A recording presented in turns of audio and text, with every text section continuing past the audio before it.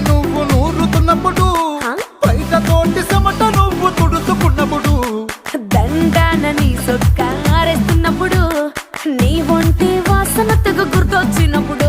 రెండు చేతులెత్తి జుట్టు ముడిసినప్పుడు జెండు కత్తుకొని పడుకున్నప్పుడు అలసిపోయి నువ్వు ఆవలించినప్పుడు వచ్చుండై